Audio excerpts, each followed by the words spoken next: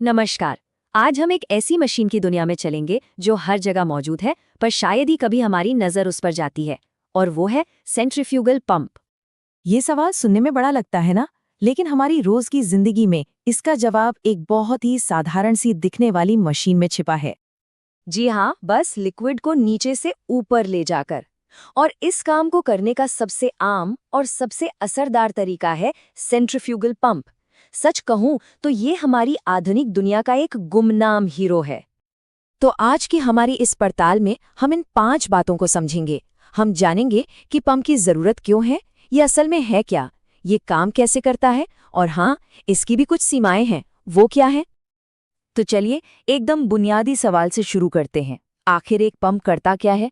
इसका सबसे जरूरी काम है पानी या किसी भी लिक्विड को एक जगह से उठाकर दूसरी ऊंची जगह तक पहुंचाना, बस। अगर इसे आसान भाषा में समझें तो ये घूमने वाली ताकत का इस्तेमाल करके पानी को धक्का देता है।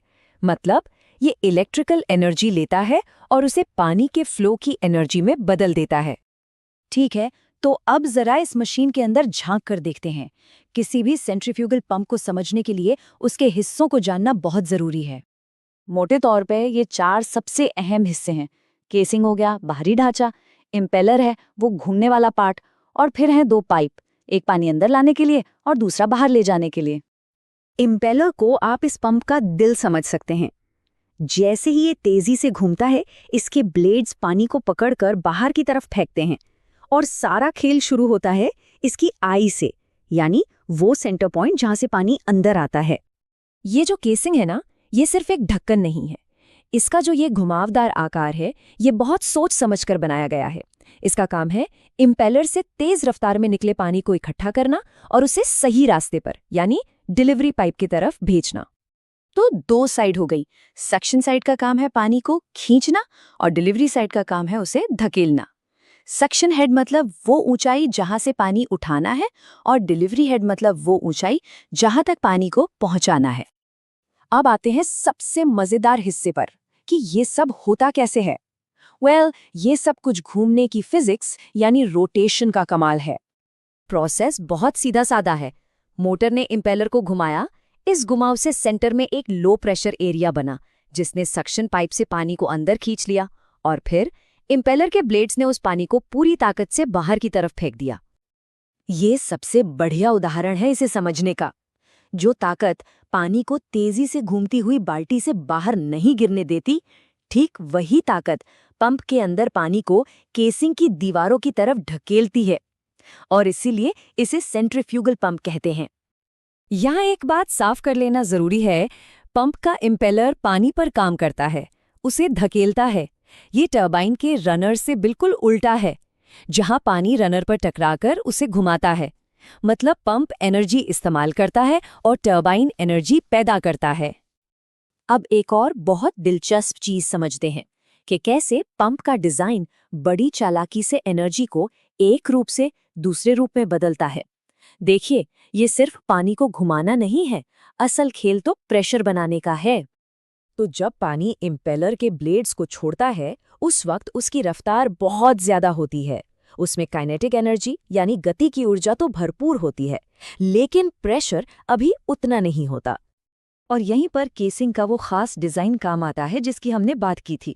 जैसे जैसे पानी केसिंग के अंदर घूमता है, उसे फैलने के लिए ज्यादा जगह मिलती जाती है।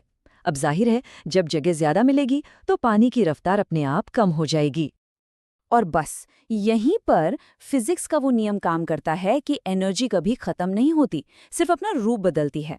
तो जैसे ही पानी की रफ्तार यानी उसकी काइनेटिक एनर्जी कम होती है, वो प्रेशर एनर्जी में बदल जाती है, और यही बढ़ा हुआ प्रेशर पानी को डिलीवरी पाइप में ऊपर तक धकेलता है।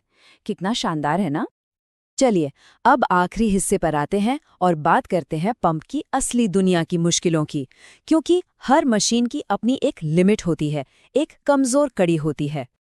कभी सोचा है इस बारे में? हम डिलीवरी पाइप तो काफी लंबा बना सकते हैं, लेकिन सक्शन पाइप की एक लिमिट होती है। ये कुछ वैसा ही है जैसे कोई बहुत लंबी स्ट्रॉ से जूस पीने की कोशिश करे। एक पॉइंट के बाद वो काम नहीं करेगा। क्यों? देखिए, यहाँ एक बहुत आम गलतफहमी है।